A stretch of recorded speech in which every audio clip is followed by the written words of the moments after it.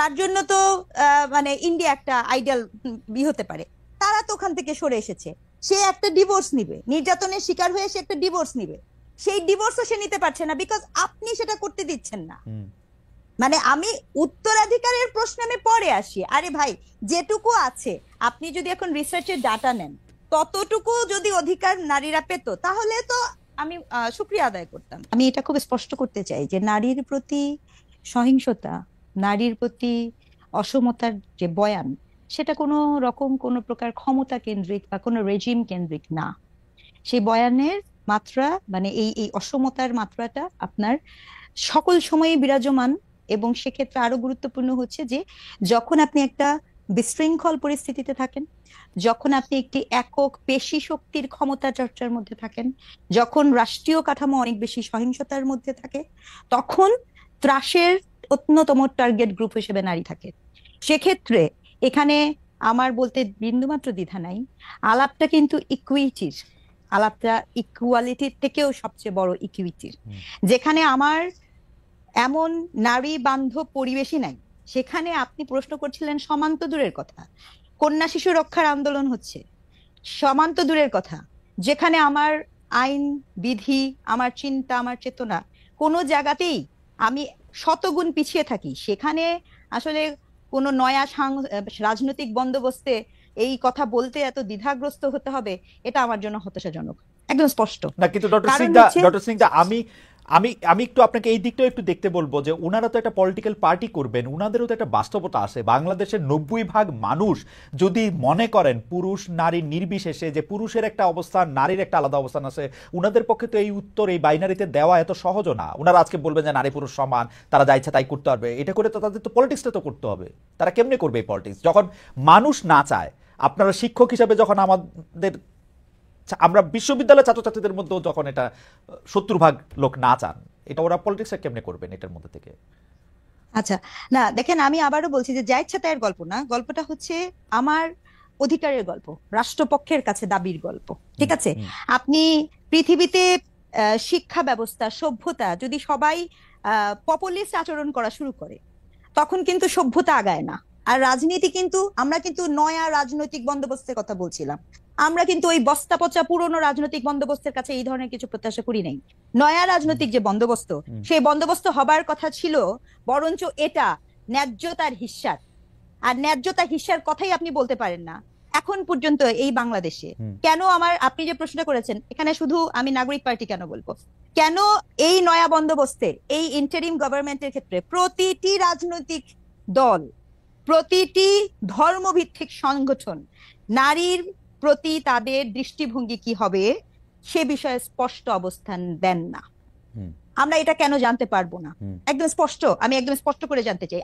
আমাকে একটা কথা বলতেই হবে, কি হেতু কারণে যে দেশে আপনি গণপ্রজাতন্ত্রী বাংলাদেশে আমি বসবাস করি, যে দেশের সকল আইন শৃঙ্খলা আপনি রাষ্ট্রায়ত্ত আইন শৃঙ্খলার অধীনে রাখেন, কেবল এবং কেবলমাত্র পারিবারিক আইনটাকে আপনি ধর্মভিত্তিক আইনের মধ্যে সীমায়িত রেখেছেন। আপনি এখন বলতে পারেন ব্রিটিশ কোর্টের কথা, কিন্তু আমি আপনাকে বলে দিই সেই 200 বছর পুরানো কোর্টের লয়ের কথা দিয়ে তো চলবে না। আপনাকে আমি এটাও বলতে চাই, শুধুমাত্র আপনার সংখ্যাগরিষ্ঠ শব্দটা ব্যবহার করছি, সংখ্যাগরিষ্ঠের পারিবারিক ধর্মীয় অনুভূতিতে আঘাত না আনার কারণে আপনি পারিবারিক আইন করে রেখেছেন, যার দায় বহন করতে হয় এদেশের সনাতন নারীদেরকে, এদেশের খ্রিস্টান নারীদেরকে, এদেশের বুদ্ধিস্ট নারীদেরকে। কি কারণে?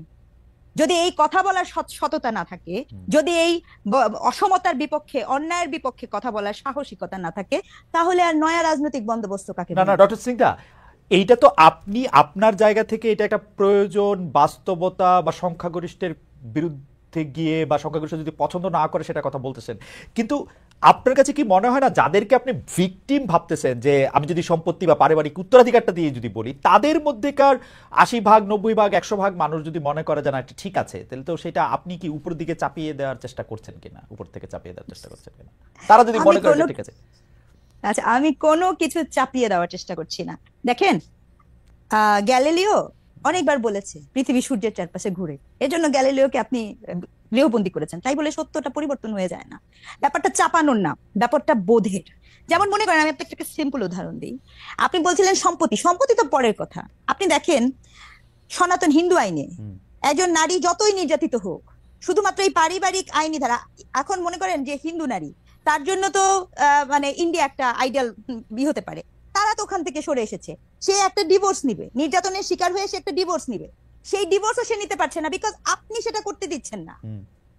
আমি উত্তরাধিকারের প্রশ্নে আমি পরে আসি। আরে ভাই, যেটুকু আছে আপনি যদি এখন রিসার্চের ডাটা নেন, ততটুকু যদি অধিকার নারীরা পেত তাহলে তো আমি শুকরিয়া আদায় করতাম। কিন্তু ঘটনাটা তো সেটা না, আলাপটা গল্পটা কিন্তু সেটা না। গল্পটা হচ্ছে একটা পক্ষের সাথে কন্টিনিউয়াস সিস্টেমেটিক আকারে, আবারও বলছি কাঠামোগত আকারে রাষ্ট্রীয়ভাবে যখন বৈষম্য করা হয়, গল্পটা কিন্তু সেখানে। আপনি কি জানেন যে এই যে শুধু সনাতন না, আমি আপনাকে এটাও বলি, খ্রিস্টান নারী পর্যন্ত আপনার করতে পারছে না। তাহলে এখানে তো আমার দেশে তো এই মানুষগুলোও আছে। আপনি মনে করেন অনেক নির্যাতনের শিকার হবেন, তাও আপনি এটা করতে পারবেন না। আরো আমি আপনাকে বলি, আপনি এই কাঠামোর মধ্যে এই যে আজকে আমি দেখছিলাম যে ঘটনাটা আজকে ঘটেছে, এই বিষয় নিয়ে হয়তো বা পরে আরো বিস্তারিত কথা বলার সুযোগ হবে। দেখেন, এই যে ধর্ষণের শাস্তি নিয়ে কথাবার্তা বলছেন, এটা তো ধর্ষণ না, এটা তো attempt to murder, it's murder case. গল্প ওখানে শেষ। এটা নিয়ে আমরা ভিন্ন আলাপ করতে পারি। আমার প্রশ্ন হচ্ছে, এইসব এগুলো না প্রতিটা জিনিস অনুভূতির রাজনীতিকীকরণ। আমি আবার রিপিট করছি শব্দটা। আপনি একটা অনুভূতির পলিটিক্স করছেন, এরকম কিন্তু শুধু একটা ঘটনা না, ইতিমধ্যে আপনার কাছে যে ডাটা থাকে, রাইট। আপনি ঠিকই বলেছেন ডক্টর স্নিগ্ধা।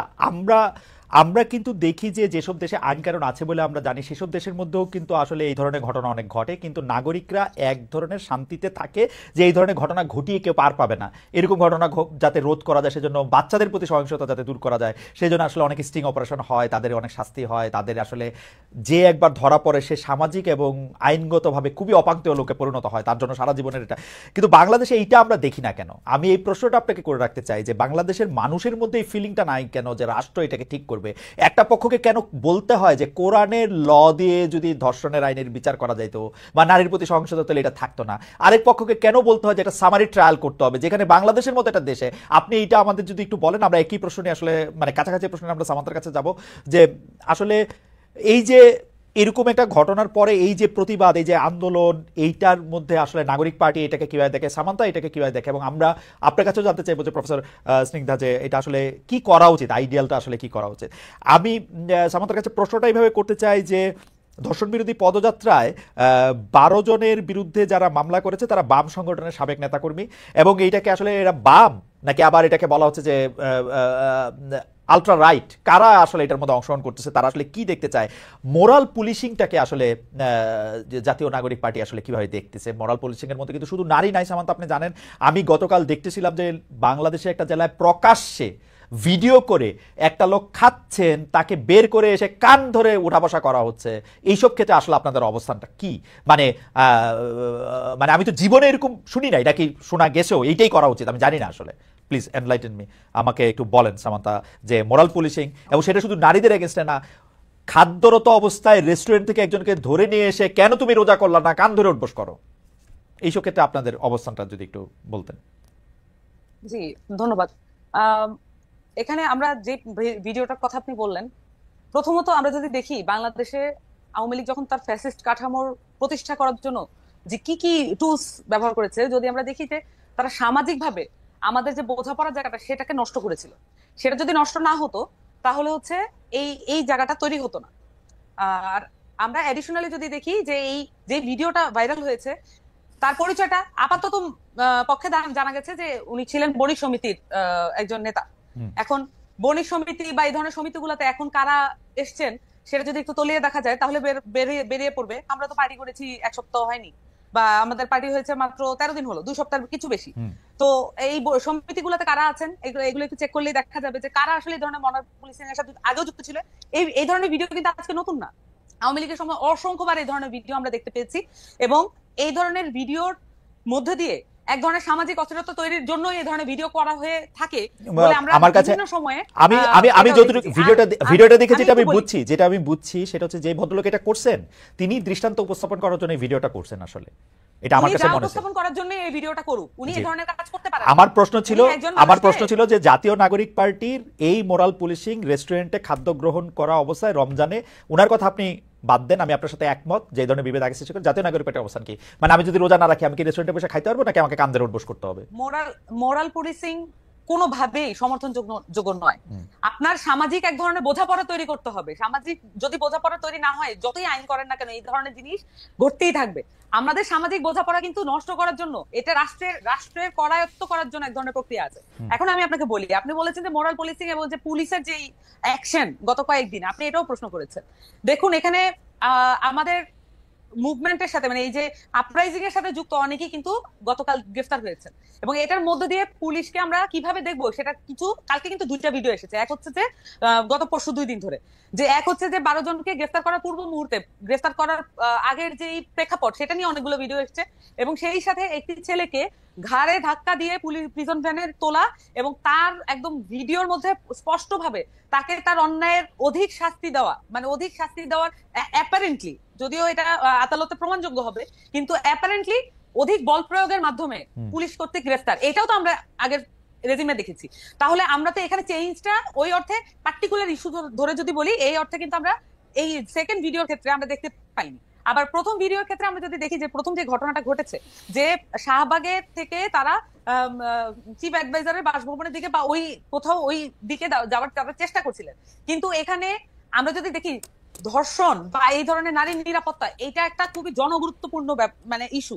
সেটা নিয়ে নানান পক্ষের সাথে আমাদের যে আলোচনা তৈরি করার যে স্কোপটা আছে, এই মুহূর্তে রাজনৈতিক যেই স্কোপটা আছে, সেইটাকে আগে কখনোই ছিল।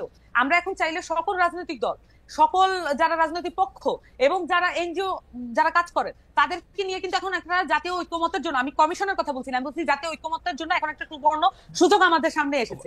আমরা এই বিষয়ে